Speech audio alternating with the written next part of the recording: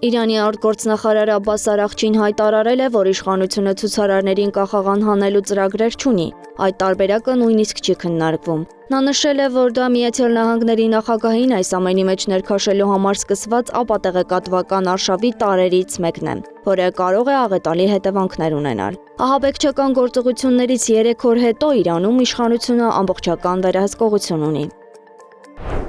Թեհրանը զգուշացրել է ամերիկյան ռազմաբազաներ ունեցող իր հարևաններին, որ Ամերիկայի Միացյալ Նահանգների հարվածի դեպքում կհարվածի այդ երկրներում տեղակայված բազաներին։ Իրանը փակում է իր օդային տարածքը բոլոր չվերթների համար, բացառությամբ դեպի Իրան եւ Իրանից միջազգային ուղղություններ։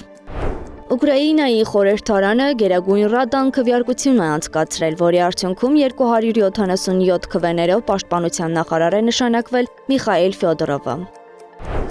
Մինեապոլիսի բնակիչները բահերով ծեծել են միգրացիոն ծառայության աշխատակիցներին Վենեսուելայից անօրինական ներգաղթյալին ձերբակալելու փորձի ժամանակ։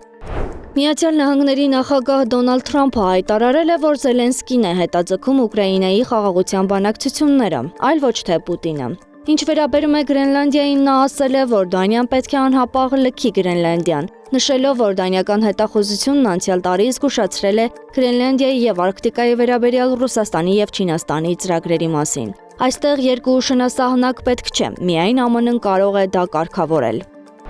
Դանիայի արտաքին գործերի նախարար Լարս Լյոկե Ռասմուսենը ասել է, որ Դանիան եւ Միացյալ Նահանգները չկարողացան համաձայնության գալ Գրենլանդիայի հարցում Վաշինգտոնում կայացած հանդիպման ժամանակ։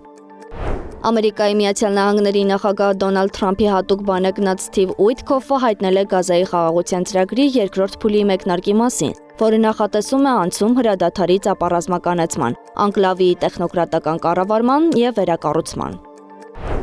Միացյալ Նահանգների պետդեպարտամենտը դադարեցնում է 75 երկրների համար ներգաղթային վիզաների մշակումը, փորձելով խստացնել այն դիմորդների պահանջները, որ կարող են ծանրաբեռնվածություն ստեղծել հանրության համար, գրում է Fox News-ը։ Ցանկի մեջ ներառված են նաև Հայաստանի Հանրապետությունը, Ադրբեջանը, Ռուսաստանը, Իրանը եւ այլ պետություններ։